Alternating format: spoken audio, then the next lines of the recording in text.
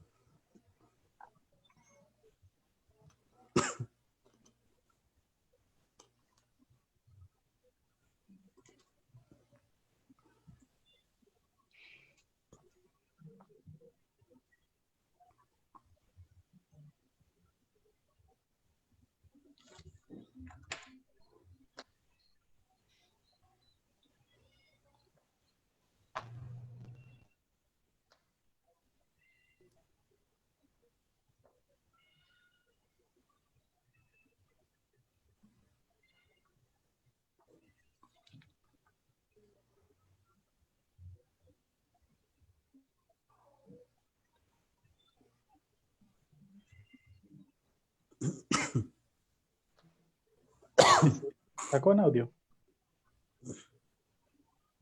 Yo no escucho nada de momento. No se escucha. Y ya empezó la transmisión, yo no veo la página. Sí, No escuchamos. ya estamos en vivo, pero no escucho. Muy bien. Le puedes decir compartir ventana, que es la opción para que coja el audio. Sí.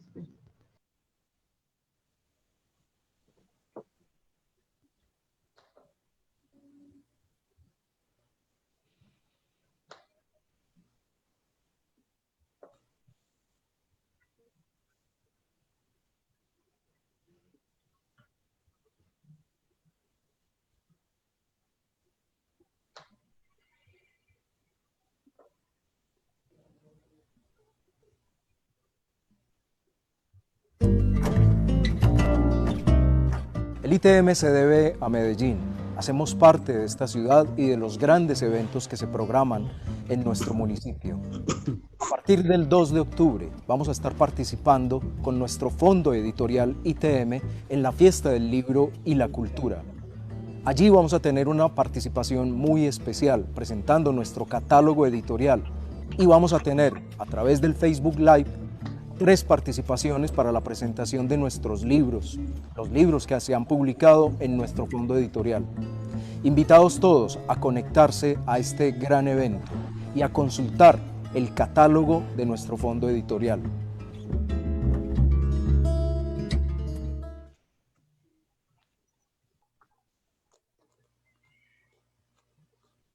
Buenas tardes. Bienvenidos a esta su casa. Mi nombre es Gustavo Tálvaro Ocampo, soy integrante del equipo editorial del Fondo Editorial ITM del Instituto Tecnológico Metropolitano de Medellín, Colombia. Y es para mí un gusto compartir este espacio con ustedes y espero que pasemos un rato muy agradable en compañía de nuestro autor y de su invitado con el que va a estar conversando y que ya en unos minutos les voy a presentar. Permítanme primero recordarles que la 14ª Fiesta del Libro y la Cultura de Medellín es un encuentro ciudadano organizado por la Secretaría de Cultura Ciudadana de la Alcaldía de Medellín en asocio con la Biblioteca Pública Piloto de Medellín para América Latina. También queremos agradecer a las entidades que hacen posible la realización de esta Fiesta del Libro y la Cultura, esta vez desde la virtualidad. Recuerden que pueden consultar la programación de la Fiesta del Libro y la Cultura en fiestadelibroylacultura.com, sin espacios, sin guiones, fiestadelibroylacultura.com.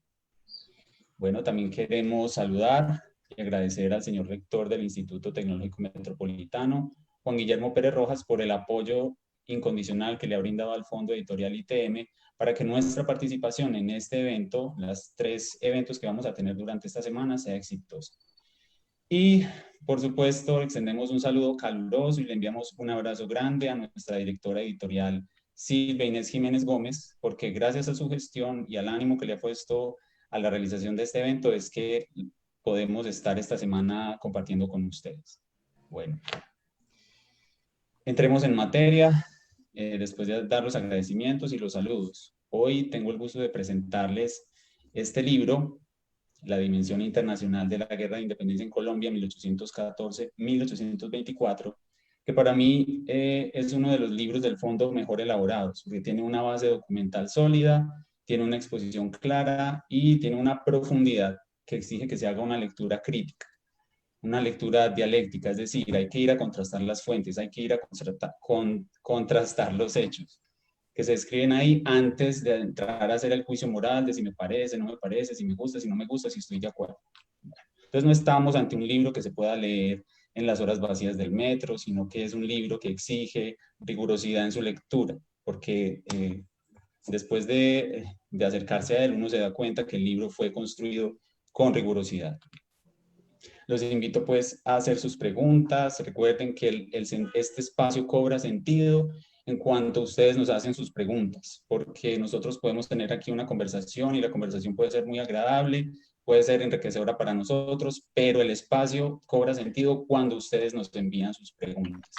El chat está dispuesto para recibir sus preguntas. Por asuntos de logística las vamos a recibir al final, pero están invitados a enviarnos sus preguntas.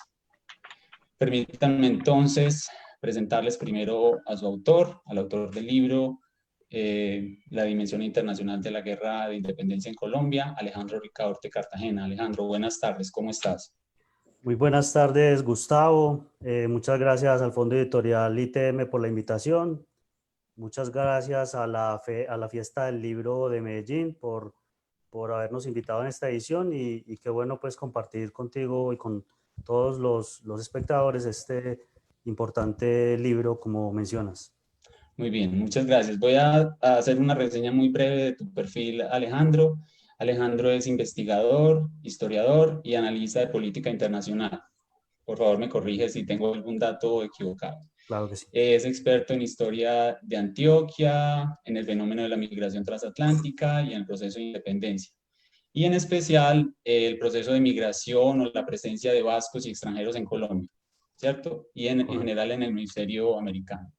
Y pues en materia de este libro, también se ha especializado en el proceso de independencia hispanoamericano. Y ojo con esa palabra que yo creo que es clave en el libro. No se usa nunca, hasta donde he podido leer, no se usa nunca Latinoamérica, sino que siempre hay esa reivindicación de lo hispanoamericano. Enfocado en la resistencia realista, esa especialización, en eso que de alguna manera la narrativa oficial ha tratado de ocultar, la resistencia realista, la presencia de mercenarios extranjeros, y lo que toca este libro, digamos que sería como el centro, el jugo, el núcleo de este libro, que es la dimensión internacional de nuestro conflicto en aquella época.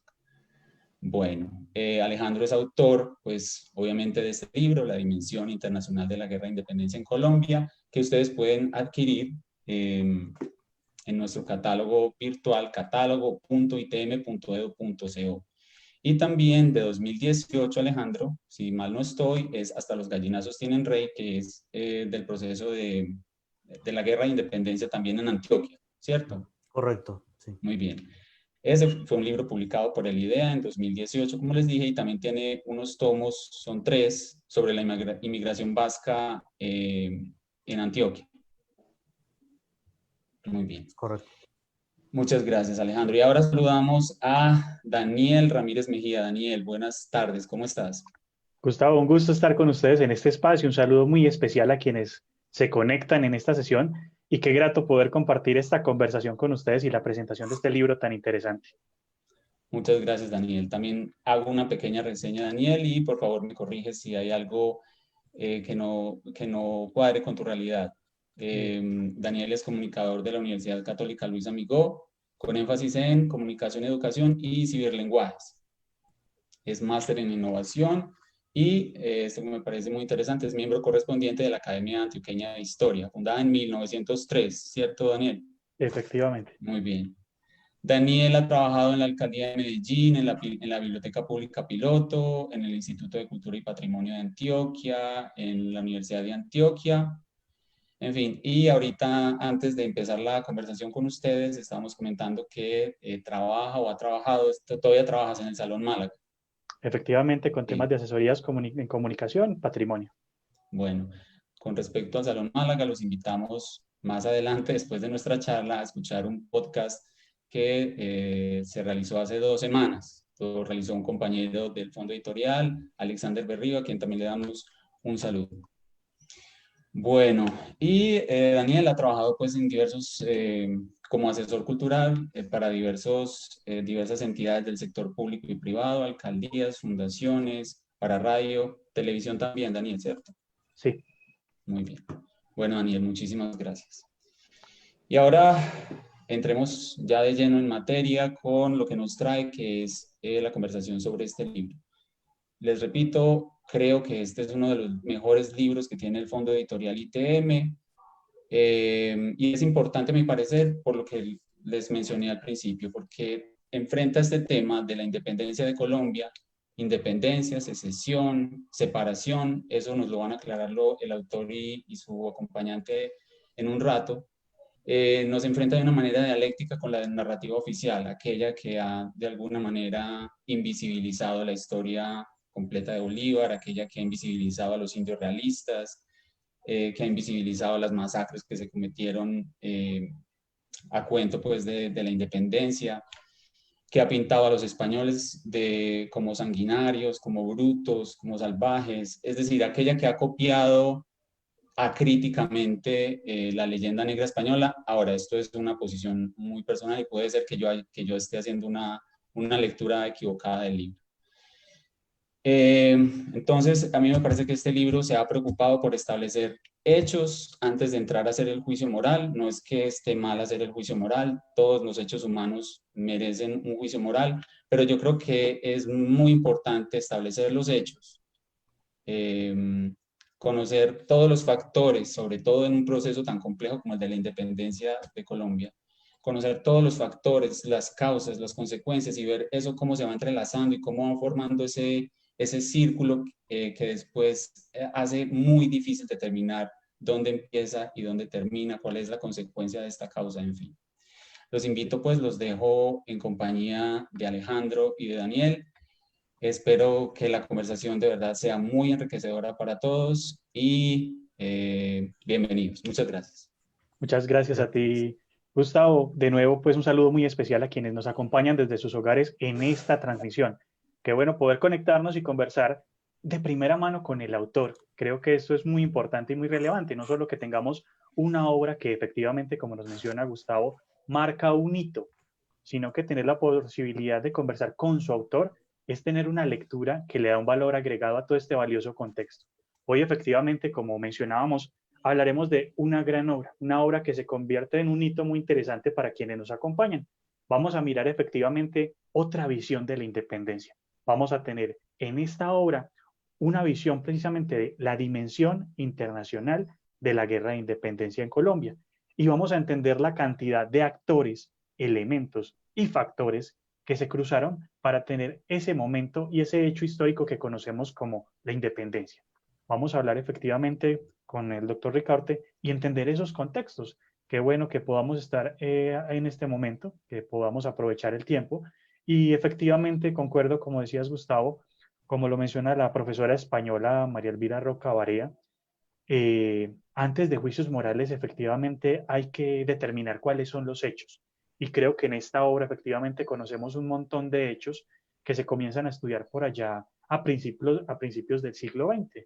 Entonces esto es una revisión juiciosa de la historia, conectar un montón de elementos que estaban aislados y ver cómo esta obra nos muestra que lo que creemos que fue un levantamiento de unos campesinos en contra de unos españoles tiene unas dimensiones internacionales y un montón de actores que se han dejado de lado. Entonces, creo que podemos efectivamente tener una obra en la que, como nos menciona el título, tenemos un contexto principal entre 1814 y 1824. Sin embargo, tenemos una serie de hechos y acontecimientos previos. Pienso que entrando en materia, entonces creo dejar claro que se toma la independencia como un hecho aislado y como un hecho local, pero en esta obra nos damos cuenta que fue un fenómeno internacional de Hispanoamérica, donde hubo unos levantamientos coordinados militares y que entenderemos gracias al autor. Entonces, para iniciar, Alejandro, me gustaría preguntarte, en la obra analizamos un tema de conceptos que tenemos, por ejemplo, la guerra nacional, la guerra civil, la guerra independencia o guerra internacional. ¿Cuál de pronto de estos contextos podría ser el más adecuado y el que más se ajuste a la emancipación de Colombia? Bien, Daniel. Bueno, antes me gustaría, digamos, responderle a Gustavo que casi que se volvieron dos preguntas obligatorias las que, pues, en lo que formuló Gustavo, sobre, digamos, el concepto de Hispanoamérica en vez de Latinoamérica, ¿cierto? Digamos, pues para mí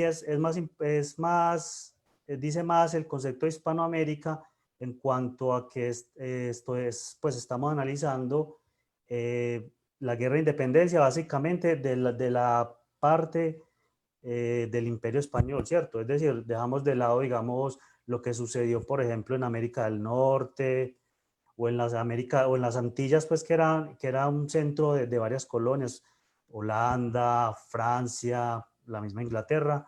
Entonces, ese proceso, por ejemplo, de independencia también antillano, por ejemplo, de Haití y otros lugares, también, digamos, lo dejamos de un lado. Y también lo que es la América portuguesa.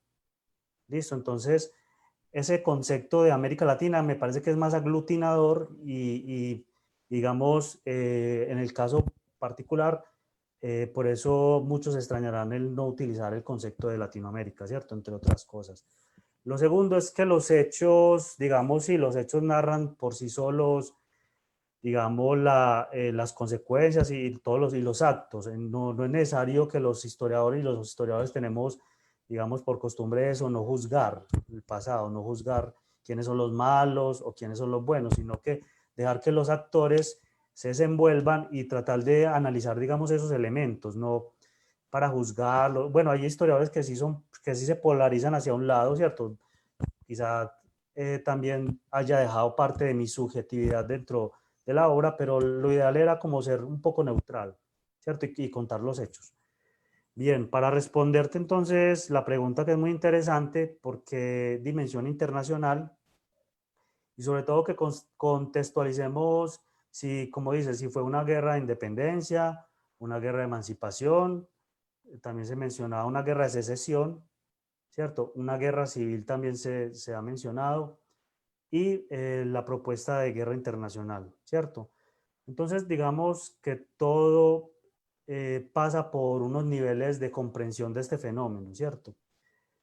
El primer nivel que podemos pasar, que es un nivel básico, digamos que el que mantuvo la historiografía tradicional, es que se trató de una guerra, digamos, nacional, o sea, una guerra que enfrentaba a dos actores, básicamente, los españoles contra los americanos, ¿cierto? Metiendo entre los americanos, digamos, a todos los criollos, indígenas, a todos los sectores populares y a todos las castas, los negros, los esclavos, los libres, perdón, y todos los colores, ¿cierto? Todas las gamas de colores y de mezclas que existió en Hispanoamérica. Entonces, ese es un primer nivel, ¿cierto? Que no, los primeros historiadores nos lo hicieron entender. Por ejemplo, Restrepo, que estaban librando una guerra contra los españoles para expulsarlos de América. Y bueno, que básicamente fue un conflicto binario, ¿cierto? Un conflicto entre dos actores, uno externo, el español, y uno americano, ¿cierto?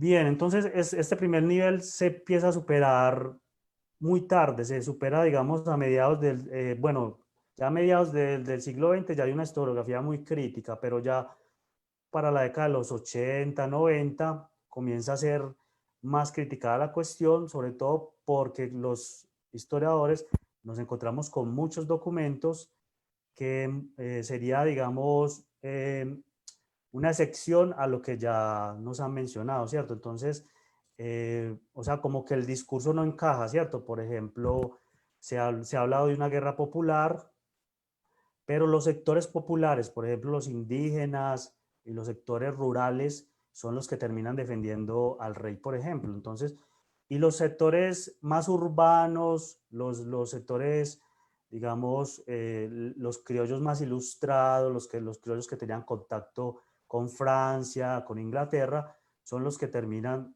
apoyando pues, al bando republicano o a la independencia, ¿cierto? Entonces, esa guerra, digamos, o ese binomio entre españoles y americanos se empieza a caer un poco. cuando vemos todas estas imágenes de todos los indígenas, por ejemplo, apoyando el bando realista y unos pocos sectores apoyando el bando republicano. Entonces surge, digamos, la duda sobre si fue una guerra de independencia real. Entonces vienen otras posturas, ¿cierto? Una postura, digamos, muy acertada fue la de guerra civil, que es lo que ocurrió. Ya no fue una guerra nacional entre dos naciones, la nación de los americanos, o la República de los Americanos y la República de los Españoles, sino que fue una guerra civil, un conflicto donde existen dos bandos, ¿cierto? El bando republicano y el bando realista. Entonces, las personas se adhieren a uno u otro bando y bueno, hay una confrontación armada violenta, pues, en todo sentido. Entonces, muy bien, o sea, este explicaría, pues, encaja muy bien dentro de la explicación. Ya, digamos, los indígenas, que son los sectores populares, se escribieron dentro de una línea y bueno, y unas élites criollas dentro de la otra. Entonces ya hay una especie de guerra civil, ¿cierto? El problema con este término de guerra civil es que para que haya una guerra civil necesita de gran polarización. Eso es uno de los fenómenos que, digamos, los teóricos nos indican sobre la guerra civil. Necesita gran polarización, bueno, gran número de muertos, de número de bajas y, digamos, ese fenómeno de la polarización, hay lugares para el caso de Colombia y, por ejemplo, iba en Venezuela y el resto, digamos, de Sudamérica, que no, pues, que no aplican, ¿cierto? Por ejemplo, hace poco estaba analizando con un compañero, pues, el papel de los indios realistas en La Guajira, ¿cierto? Entonces hablábamos de la Legión Irlandesa, que fue la que hizo esa campaña. Ya Matthew Brown, que es un historiador, pues, que estudió también ese fenómeno de los mercenarios extranjeros, nos decía que ya la Legión Irlandesa eran 1000 hombres que habían ido a la campaña de esta zona norte de La Guajira, Riohacha, el Valle de Upar. Entonces, existe un documento, pues, las memorias de uno de estos expedicionarios, Francis O'Connor, quien nos cuenta, o sea, la resistencia feroz que recibían prácticamente en una guerra casa por casa. Es decir, no era una guerra tipo un bando que se reunía, digamos, en una explanada o en una colina a enfrentarse contra el otro bando, sino que era una guerra prácticamente por el territorio. Casa por casa, como les digo, era una guerra cruenta. Entonces, es decir, no podemos hablar de alta polarización, o sea, solo si una parte de los indígenas estaría luchando contra otra parte de los indígenas, tendría sentido esa alta polarización. Mientras que aquí se ve totalmente el componente internacional, es decir, un batallón que fue armado en Europa, fue transportado hasta América y que fue el que hizo la guerra, digamos, en esta región. Entonces, para ciertas regiones no aplicaría, digamos, ese fenómeno, sino un fenómeno más amplio que es la propuesta de dimensión internacional. Muy bien, Alejandro. Efectivamente, como nos mencionas, también quiero aprovechar enviar nuevamente un saludo a quienes se han sumado a esta transmisión. Estábamos acá hablando con el autor de la dimensión internacional de la Guerra de Independencia de Colombia. Entender cómo hay actores internacionales que participaron de todo este proceso de independencia. Y como el autor nos lo recuerda en este momento, hubo un fenómeno de un conflicto civil. Entonces no tenemos, como se ha creído, unos campesinos que se rebelaron en contra de los españoles, sino que tenemos que empiezan a llegar mercenarios y militares traídos principalmente de Europa para enfrentarse contra los españoles. O sea que aquí vemos que han permeado fuerzas de otros países que tenían intereses, efectivamente, y que tenían, digámoslo así, ya un conflicto desde la antigüedad con España. Entendiendo entonces que tenemos que tanto los republicanos como los realistas eran españoles, porque la mayoría de próceres eran de origen español, vemos que lo que se buscaba era un cambio del poder, de quién ostentara el poder en el territorio nacional. A partir de esto y lo que nos mencionas, de estas definiciones de las guerras, también recuerdo que acá en el capítulo 2 de la obra, donde se trata de la independencia hispanoamericana y su incidencia internacional. Esta guerra, volvamos como a retomar esto, ¿esta guerra desde sus inicios fue internacional o fue un proceso que se internacionalizó después de que comenzó? Bien, es una pregunta muy interesante porque, bueno, las dos posibilidades pues son aceptables, pero yo me inclinaría más por la primera, una guerra que nació internacional. Recordemos que esta crisis o este vacío de poder se inició con las invasiones napoleónicas. Y las invasiones napoleónicas fueron una serie de guerras que surgieron en Europa, pues en el corazón, en Francia, una expansión de ese imperio francés hacia otras, digamos, otros estados europeos, como lo fue Portugal, la misma España, Alemania, ¿cierto? Los estados alemanes. O sea, el imperialismo francés fue un imperialismo básicamente militar que pretendió, digamos, el dominio de Europa digamos, hizo una guerra de dimensiones internacionales. Entonces, nuestra guerra de independencia también surge precisamente de ese fenómeno, de una guerra por la independencia precisamente de un actor internacional, de un actor que estaba ocupando un territorio que fue Francia. Francia ocupó España, como sabemos, y, digamos, obligó a los reyes a abdicar en manos de un Napoleón, ¿cierto? Napoleón I, pues, entonces, la mayoría del componente o del imperio español no aceptaron esta usurpación, no aceptaron este nuevo actor, ¿cierto? No aceptaban estar bajo el dominio de los franceses. Entonces, la guerra en España nace bajo la forma de una guerra de independencia clásica porque es un actor que se está independizando valga la redundancia, de una dependencia o de un poder ajeno, ¿cierto?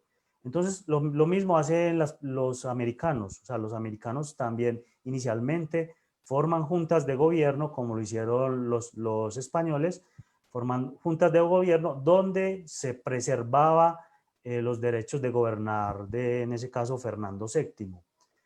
Entonces, la guerra desde sus inicios nace internacional, ¿cierto? Aparte de lo que ya conocíamos, o sea, nace internacional, pero después se internacionaliza, ¿cierto?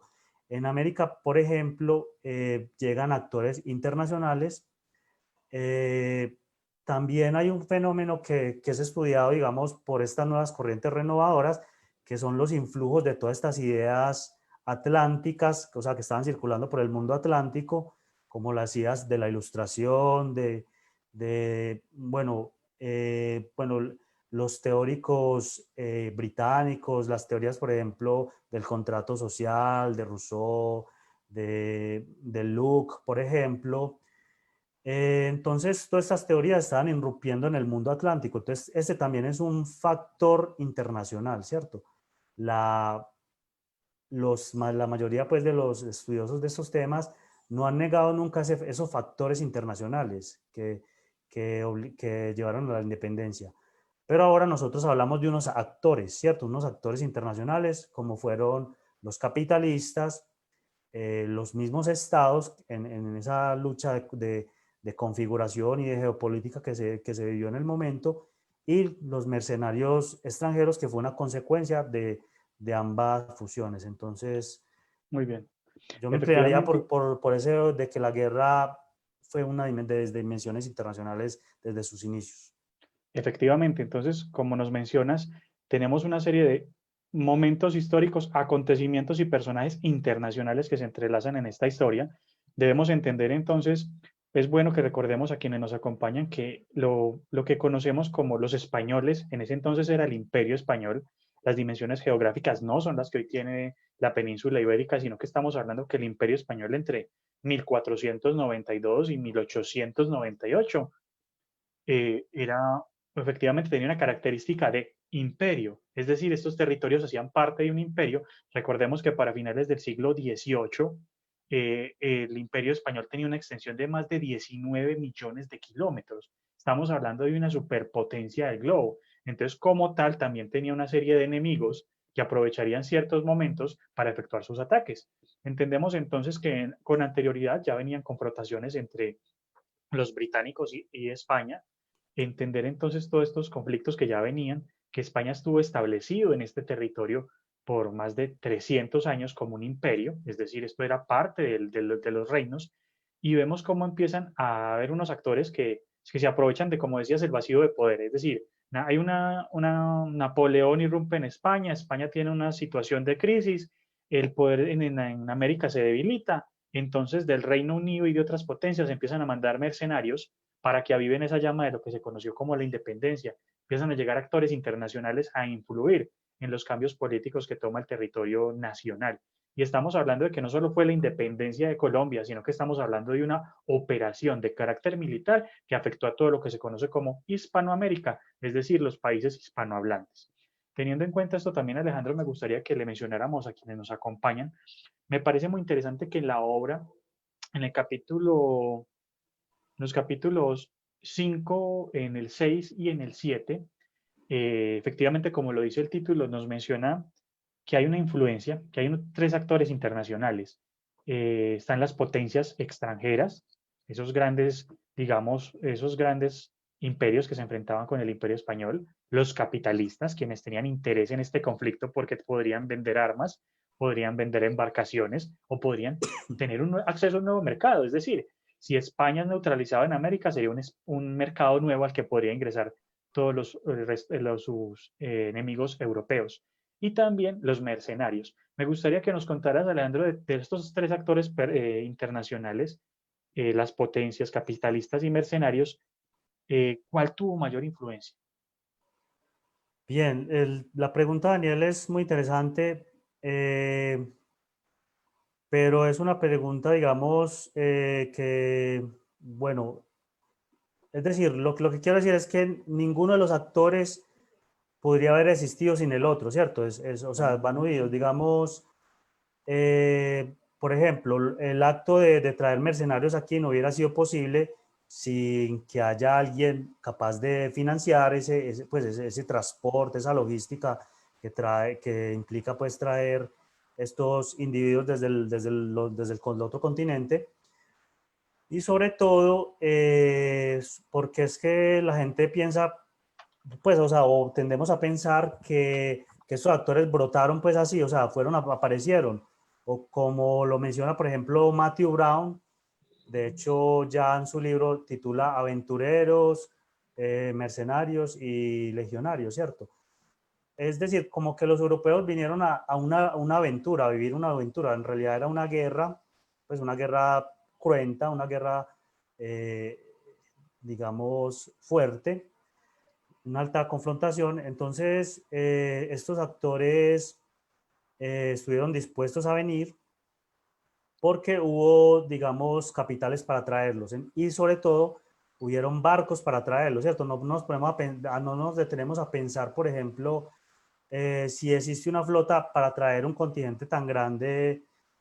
Matthew Brown habla más o menos él habla redondea la cifra en 7.000, alrededor de 7.000 hombres, ¿cierto? Estamos hablando de unos 50 barcos de guerra que tuvieron que cruzar el Atlántico. O sea, nadie tenía 50 barcos de guerra disponibles para una confrontación de alto nivel, ¿cierto? Entonces, es decir, sin toda esta serie de componentes no podrían haber venido los mercenarios. Sobre todo en el papel de los estados, si los estados no hubieran actuado, digamos, con permisividad ante, digamos, esos casos de reclutamientos que se empezaron a denunciar, por ejemplo, en Estados Unidos, en ciudades como Baltimore, New Orleans o Boston, comenzaron las gacetas y los políticos estadounidenses a denunciar los movimientos de hombres, de armas y de capitales para las guerras de Sudamérica, como les decían ellos. Entonces, el Congreso de Estados Unidos llegó a debatir ese fenómeno, ¿cierto? En Gran Bretaña también se debatió el fenómeno, sin embargo, no se hizo nada, pues los contingentes allí, todas las flotas, digamos, que se armaron en Irlanda, por ejemplo, en Cork, en Dublín, en otras ciudades de Gran Bretaña, o sea, se armaron grandes contingentes sin problema. Lo mismo sucedió en Alemania, en Bruselas, bueno, en Hamburgo, por ejemplo, el cónsul español en Hamburgo hizo una nota de protesta y bueno, las autoridades de Hamburgo tomaron cartas en el asunto, pero ya era muy tarde, ya los mercenarios o los legionarios extranjeros ya habían partido, ¿cierto? Entonces, sin los actores, sin esos tres actores, sin las potencias, no haber permitido este flujo de armamento y de hombres, sin los capitalistas que aportaron, digamos, el dinero suficiente para armar, porque la tropa no, pues, no venía desnuda ni desprovista pues, de armas, pues hubieran perdido la guerra desde todo punto de vista. Entonces, sin los mercenarios, no, o sea, es una cadena que ninguno puede ser más que otro. Pues, si falta un eslabón de la cadena, no podría haber sido posible. Efectivamente, exacto, porque recuerdo que hace un tiempo yo me cuestionaba mucho de eso. Me parecía muy particular cuando hablábamos de independencia, en el caso de independencia de Antioquia, que aquí había llegado la Legión Británica. Eso me parecía muy particular, porque en un conflicto donde unos campesinos se enfrentaban a unos españoles, porque iba a aparecer de la nada una Legión Británica conformada por soldados escoceses, irlandeses y franceses. Es decir, ¿cuáles son los costos de traer estas fuerzas armadas mercenarias desde Europa acá? Entonces, hay unos actores económicos muy fuertes detrás de todo este movimiento que financiaron estas campañas. Entonces, es importante que tengamos en cuenta. Quiero recordarles a quienes se suman a esta transmisión que estamos hablando de la dimensión internacional de la guerra de independencia de Colombia. Esta obra pueden encontrarla en el catálogo virtual del ITM, catálogo.itm.edu.co. Es una obra que efectivamente marca un hito porque recoge un montón de temas que antes habían estado inconexos y los condensa en una obra que tiene una gran fuente, unas grandes fuentes y unos grandes referentes que nos permiten entender las dimensiones internacionales de la independencia. Aparte de esto, pues como mencionábamos, sí, es que llega una legión británica, también se habló de la legión hanoveriana, entender como lo dice la obra, que se reclutaban hombres en Londres, en Dublín, en París, en Bélgica, es decir, miremos esos alcances, estamos hablando en una época donde no había internet. Es muy importante entender todas las fuerzas que se encontraron para esto, porque precisamente si neutralizan a España, pues ya tendríamos un nuevo mercado que sería en América. Entonces hay unos fines comerciales muy grandes detrás de todo este proceso. Te quería preguntar también algo en el capítulo 5, donde mencionas precisamente el tema de la financiación y la deuda internacional. Es una de las consecuencias que llegó después de todo el proceso de la independencia, fue una crisis económica, una deuda gigante, porque nos prestaron plata a todos estos banqueros británicos, pero después ellos querían cobrar y se llegó a una situación de impago, como lo mencionas en la obra. Entonces, las repúblicas que estaban devastadas por la guerra, ahora tenían unos créditos, unas deudas grandes para pagar. Entonces, ¿cómo se dio este proceso de pagar esas deudas por tierra? Es decir, hubo inversión extranjera para ayudar en la independencia y una vez él gana la independencia, listo, entonces ¿cómo me van a pagar? Entonces, ¿cómo se dio este proceso de el pago de deuda por tierra y riquezas? Sí, muy interesante la pregunta, Daniel, pero antes quería también agregarte que además de la Legión Hanoveriana, pues fue reclutada sobre todo, como dices, en Bruselas, en las ciudades de la Liga Hanseática como la misma Hannover, Hessen, Baden, Hamburgo, ¿cierto? Todos estos sitios que para entonces no estaban unificados, que eran, digamos, estados de habla alemana. Aparte de ellos, existió también la Legión Irlandesa, ¿cierto? Que peleó bajo banderas, o sea, peleó bajo una bandera distinta a la Legión Británica, ¿cierto? En la Legión Británica sí habían irlandeses, escoceses, galeses y ingleses, obviamente. Pero la Legión Irlandesa peleó bajo sus propias también banderas, ¿cierto? Bien, para ahora responderte lo que preguntas sobre ese, o sea, cómo un país en quiebra hace para pagar, digamos, una deuda y estrepitosa estando en bancarrota y estando digamos, con todos los sectores productivos parados, como por ejemplo el agro, no habían brazos para cultivar. los sectores donde se extraía oro, por ejemplo, no habían tampoco brazos para la extracción de oro. Entonces, se paró todo, la industria, el comercio, ¿cierto? O sea, un país inviable, pues, que dependió de los créditos extranjeros para poder levantarse un poquito. Entonces, muy importante porque esta serie, digamos, de comerciantes y de casas banqueras, sobre todo de Londres, uno de los, digamos, de las formas de pago fue el acceso a la riqueza, ¿cierto? Y los monopolios que les entregaron. La vez pasada creo que habíamos hablado de dos actores que eran Juan Elbers y James Hamilton, que se les entregaron concesiones sobre navegación del río Magdalena y otras concesiones de comercio a estos actores por haber contribuido, digamos, a la independencia.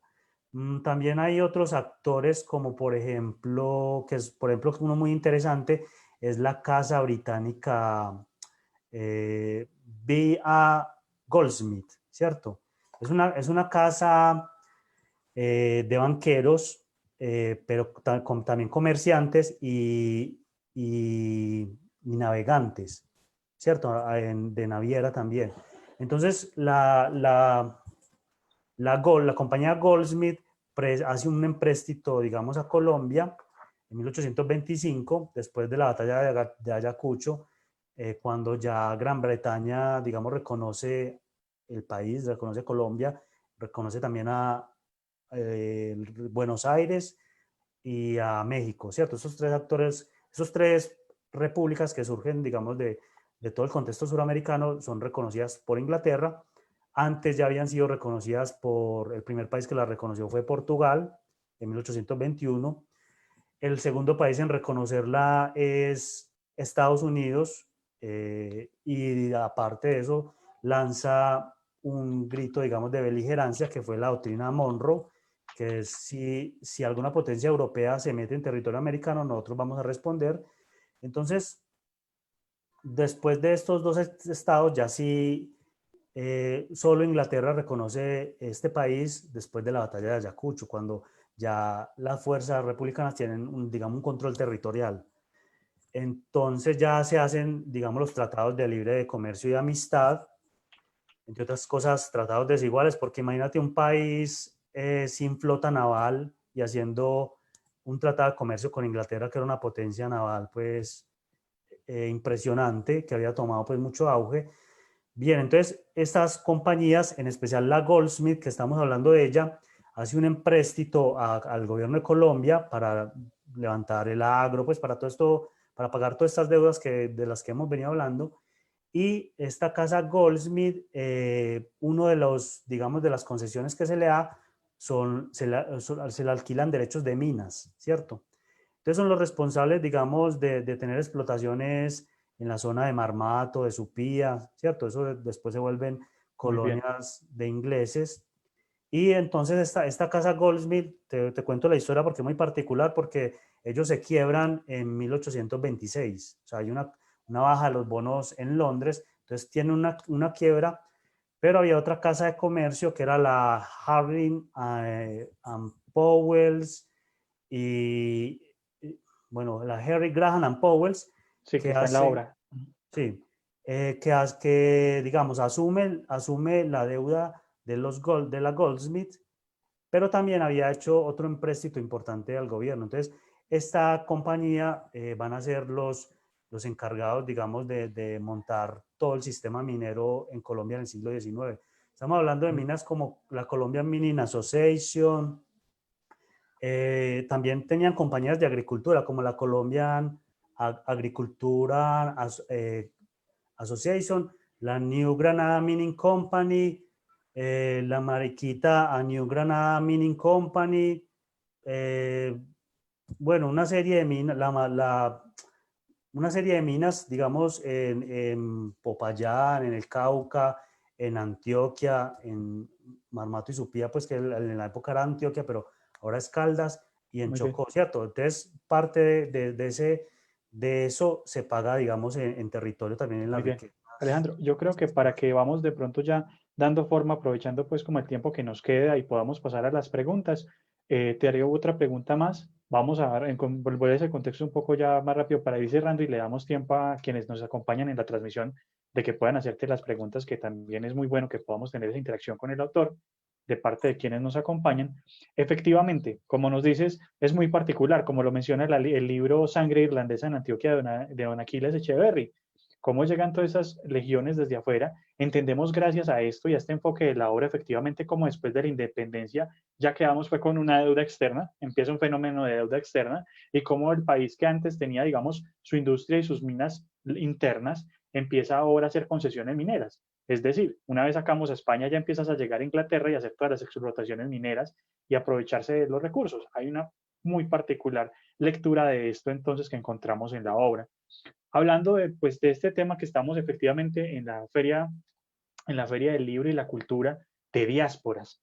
Diásporas viene de diáspora del griego dispersar, entender que tenemos una gran cantidad de actores humanos, de migraciones y de personas que entran en este relato, saber que por 300 años llegaron migraciones europeas, africanas y se encontraron con los nativos, de ahí nuestra herencia y por eso hablamos castellano, nuestros apellidos y gran parte de nuestra cultura del encuentro de estos mundos.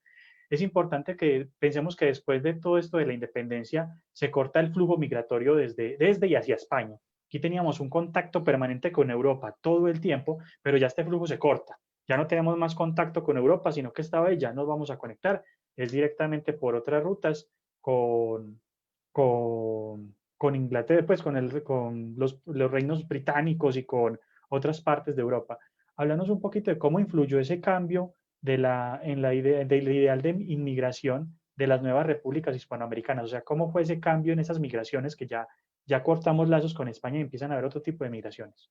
Sí, Rápidamente, para que pasemos a las preguntas, por favor. muy interesante el tema, pero antes te cuento que no solo se entregaban compañías mineras, o sea, derechos de explotaciones de minas, sino también, como te decía, de comercio y de agricultura y de explotaciones industriales, ¿cierto? O sea, por ejemplo, el cacao, ¿cierto? Grande, o sea, fueron compañías mineras. De hecho, esto se conecta con este tema que hablamos de la migración.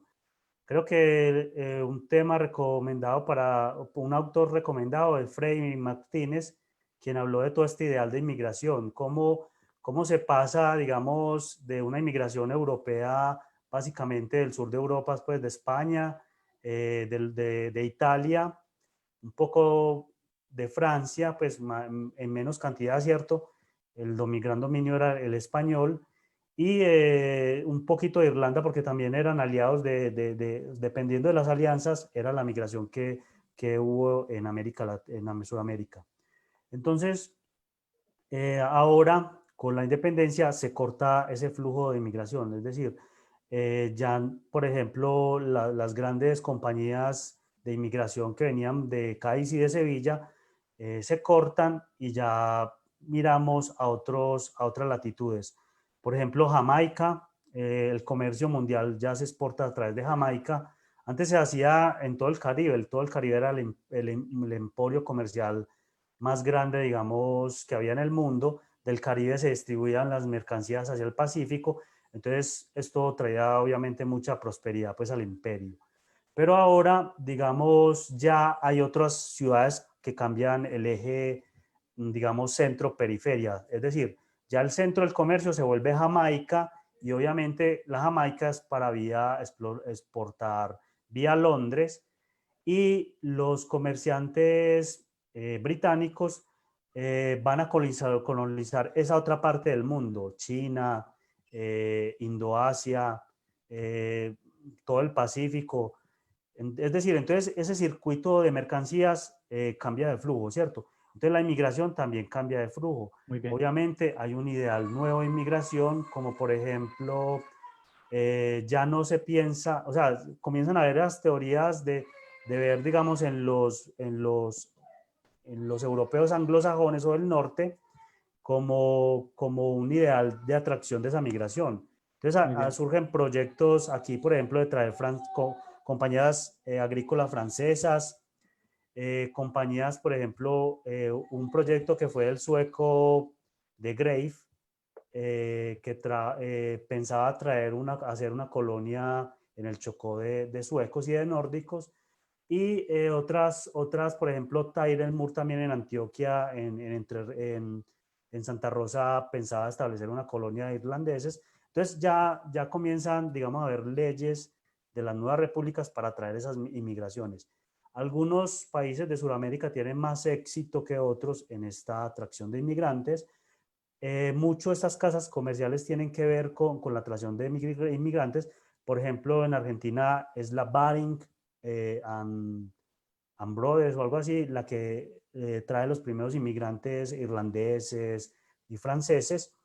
Aquí en Colombia va a ser precisamente la Powells, la compañía Graham Powells, los que van a hacer esta introducción de inmigrantes de otros sitios pues, de Europa. Entonces, se modifica, digamos, los patrones de migración y ya se hace una apertura, digamos, hacia otros países de Europa. También cambian los ideales de civilización, se ve el mundo europeo, digamos, como un ideal más a seguir. Si quieres, te menciono rápidamente algo que escribe Freire Martínez al respecto. Muy bien, entonces, si quieres, puedes ir entonces rápidamente. Mientras tanto, si las personas que nos acompañan quieren hacer sus preguntas, nos pueden escribir en este momento en el chat y te escuchamos, Alejandro. Listo. Se espera de ellos, de los inmigrantes, que traigan sus herramientas, sus conocimientos, algunos compatriotas capitales de su país de origen, que su actividad haga subir el precio de las tierras, sanee las regiones, abra las vías de comunicación, desarrolle el comercio, pero también se espera de ellos que desempeñen un papel moral, cívico, que ayude a construir las instituciones nacionales, la civilización material y a inculcarle al pueblo el amor por el trabajo y el orden. De alguna manera, los agricultores europeos están de antemano encargados de educar al país, de civilizar las clases inferiores de la sociedad. A esta óptica, en esencia, estatal corresponde un destino marcado por parte de los sectores productivos, aparte de algunas excepciones. En cuanto a los dirigentes políticos que también son propietarios y comerciantes, es más a nombre de su visión política y nacional que a nombre de sus intereses económicos que legislan en cuestión de inmigración, Es decir, surge, digamos, también esa parte de la leyenda negra donde los habitantes de aquí que decían que eran perezosos, que eran tendientes al no trabajar. Y entonces se trae, digamos, esa ideal de inmigración del europeo, aquí el mismo texto lo decía, de moral y costumbres cívicas o más cívicas que nosotros, por ejemplo, los hispanoamericanos. Entonces, ves cómo cambian los discursos y cómo van cambiando también los actores.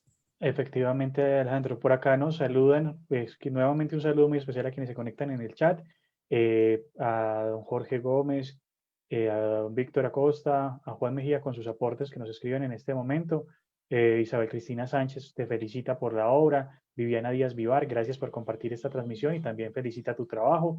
Tenemos también a doña Nidia Gómez Ramírez, un cordial saludo para todos y felicitaciones al autor.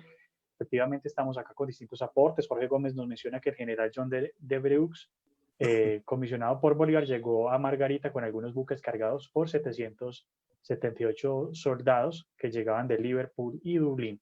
Importante que tengamos estas claridades, importante pues para ir cerrando este espacio ya de nuevo que hablemos con Gustavo y pues si tenemos alguna pregunta que se la podamos compartir al autor. Y pienso que también pues, es relevante entonces entender todo este contexto internacional que nos revelas en esta gran obra y agradecer pues por este espacio. Quedamos contigo, Gustavo. Gracias, Daniel, Alejandro, muchísimas gracias. Por aquí tenemos una pregunta tal vez muy específica. ¿Cuáles fueron los principales puertos de tráfico de armas en aquella época? ¿De entrada o de salida de armas? Bueno, sí, o los dos, ¿cierto? Los dos, creo yo. Bien, estamos hablando prácticamente, el mercado antillano fue el mercado inmediato más cercano que teníamos nosotros los suramericanos, en el caso de nosotros. Entonces vemos islas como Jamaica, Curazao, San Bartolomé, que era una isla muy interesante porque era una isla sueca. Pues en el momento estaba bajo el control de la corona sueca.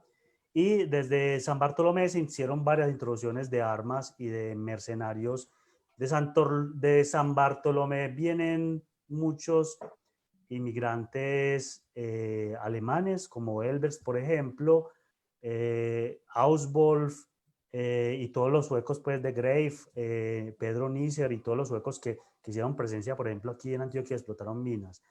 Bien, también tenemos las islas de dominio británico, ya hablamos de Jamaica, por Puerto Royal o Port Royal, pues esta serie de islas antillanas de dominio británico fueron las primeras proveedoras de armas. También ya mencionamos algunas ciudades de Estados Unidos, Baltimore, Nueva Orleans y Boston. Básicamente desde allí se reclutaron mucho armamento, municiones y toda clase de toallas para la guerra. Y bien, entonces de Europa también vienen algunos fusiles directamente de Inglaterra. Bueno, las legiones británica, irlandesa y hannoveriana de las que hemos hablado venían con todos sus equipamientos. Pero también es muy importante, bueno, algunas ciudades alemanas también hacen esos aportes. Y bueno, básicamente, pero sobre los puertos de entrada es muy importante también, porque básicamente los puertos de entrada fue Angostura, ¿cierto? La provincia de Angostura y las Islas Margarita, ¿cierto? Las islas más inmediatas al Caribe antillano fueron de donde se abastecían.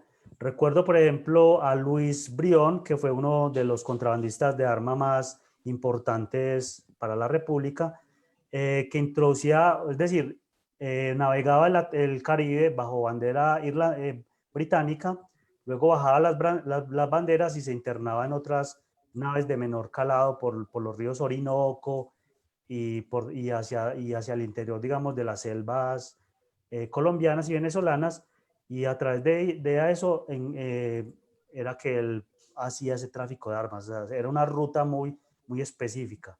La otra ruta, digamos, de Angostura, o sea, de las Guyanas, fue también una ruta muy importante. De hecho, las legiones extranjeras se aclimatizan o el primer lugar donde llegan es a Angostura, a las Guyanas. Digamos que fue un territorio un poco descuidado por el ejército real español, o sea, donde hubo cierta permisividad y donde estos mercenarios lograron configurarse y donde hubo gran tráfico de armas. Y bueno, ya cada puerto también podría ser un lugar esencial de tráfico de armas, tipo Cartagena o otros. Sí. Perdón, preguntaría, Gustavo, si tenemos alguna otra pregunta o puedo hacer otra pregunta ya para que cerremos. Sí hay otra, pero adelante, Daniel. Bueno, muchas gracias. Saludando nuevamente a don Martín Leonardo y a quienes nos escriben en este momento en el chat. Muchas gracias por acompañarnos durante toda la transmisión. Mencionaste algo muy particular, hablaste de pueblos sajones y pueblos del norte, y creo que vale mencionar algo muy particular. Philip Powell menciona mucho héroes nórdicos y villanos españoles. Hay una particularidad que siempre cuando hablamos de pueblos los nórdicos, entonces enaltecen esas confrontaciones y habla de los guerreros, de los caballeros, pero cuando se habla de los españoles se habla de villanos. Entonces, entenderíamos con todo este contexto que nos has dado en la obra que efectivamente hubo una campaña de propaganda en contra de los españoles. Entonces, que una vez que se hace un ataque al territorio que era el Imperio Español, empiezan a hablar mal del español y a hacer una propaganda. ¿Cómo se configura esa propaganda en contra de España? Rápidamente. Bueno, el contexto yo lo situaría en esa pugna digamos, de los imperios, también por delimitar el Imperio Español. Vemos cómo, digamos, las teorías, estas nuevas teorías que estaban surgiendo, estos nuevos ideales y estas nuevas ideologías o sistemas de ideas, surgían y hablaban, digamos, desde la superioridad, es decir, los franceses con los filósofos ilustrados lograron instalar, digamos, esa noción de que Francia era el centro del pensamiento europeo. Lo mismo los ingleses, es decir, un autor, alguien de la época solo aspiraba a tener, digamos, este tipo de lecturas con este mundo anglosajón. Entonces tiene que ver también con el digamos, el ideal de civilización, ¿cierto? Es la edad moderna, ¿cierto? La modernidad básicamente entró por estos países, también podemos situar a Alemania dentro de estos países donde se entra estas ideas de modernidad. Entonces situaron, digamos, a los habitantes de estos territorios como portadores de eso, de la luz, del iluminismo, de civilización, digamos, de mejores maneras o de mejores principios que los españoles, los fanáticos españoles, los guerreros españoles, los decadentes españoles, ¿cierto? Que hemos venido hablando. Muy bien. Muy bien, Alejandro, muchísimas gracias. Hay otras dos preguntas, pero creo que el tiempo nos da apenas justo.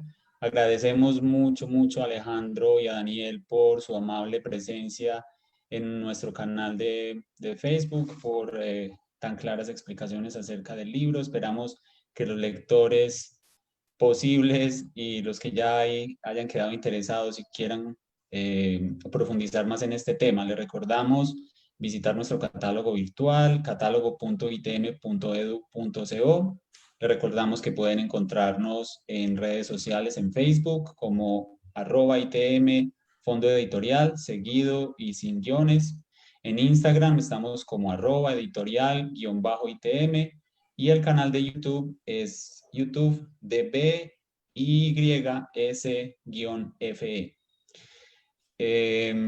Pueden hacernos sus preguntas, consultas en mercadeoeditorialitm@itm.edu.co. Queremos recordarles que el Fondo Editorial hace parte de la estrategia de los bonos con fama y tienen la posibilidad de un descuento a los afiliados del 15%. La información correspondiente y exacta sobre los bonos con fama lo pueden encontrar en la página del Fondo Editorial, ahí mismo en catálogo.itm.edu.co. No resta más que reiterar entonces el agradecimiento a Alejandro y a Daniel. Esperamos de verdad que ustedes hayan pasado una buena tarde con nosotros y queremos invitarlos muy brevemente a los próximos 2 eventos que va a tener el Fondo Editorial. El primero es del próximo martes 6 a las 6 de la tarde, que vamos a presentar una publicación propia del Fondo Editorial que se llama Desde la Biblioteca, es el número 59. Y este número es muy especial, por lo menos para mí, porque está dedicado a Pilar Velilla, digamos, la persona que rescató el Museo de Antioquia, la persona que rescató el Jardín Botánico y que ha adelantado otra serie de obras en la ciudad. Entonces están cordialmente invitados. Y el próximo sábado 10 de octubre a las 6 de la tarde también vamos a presentar el libro Confiando en la Humanidad, Iniciativas Colectivas de Construcción de Paz en Medellín. Vamos a estar hablando con 2 de las autoras que también vienen acompañadas con un interlocutor, un contertulio que esperamos sea tan agradable como Daniel. Bueno, los invitamos por favor a diligenciar una encuesta que va a aparecer allí en el, ¿cómo se llama esto? En el Facebook.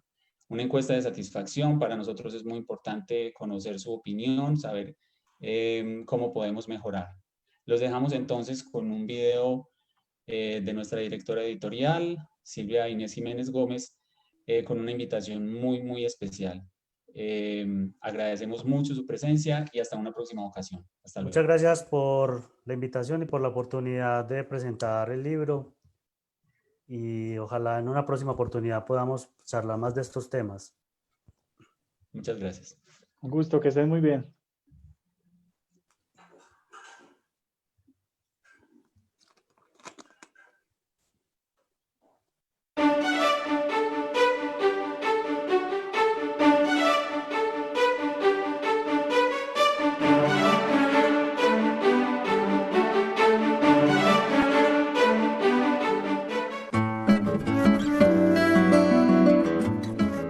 Soy Silvia Inés Jiménez Gómez, directora editorial del Fondo Editorial ITM.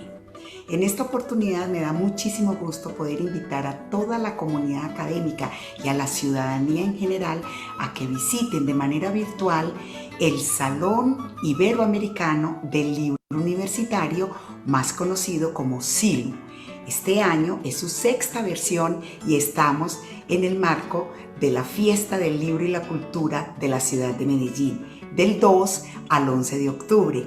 Allí los esperamos. Ustedes encontrarán más de 500 fondos editoriales de toda Iberoamérica, así que tienen una vitrina grandísima para la adquisición de sus libros. Entre ellos va a estar el Fondo Editorial ITM, precisamente participando con toda su producción académica, tanto de autores nacionales como de autores internacionales. Pueden ingresar entonces a salonlibrouniversitario.com y por supuesto visitar nuestro catálogo del Fondo Editorial ITM en catálogo.itm.edu.co. Los esperamos.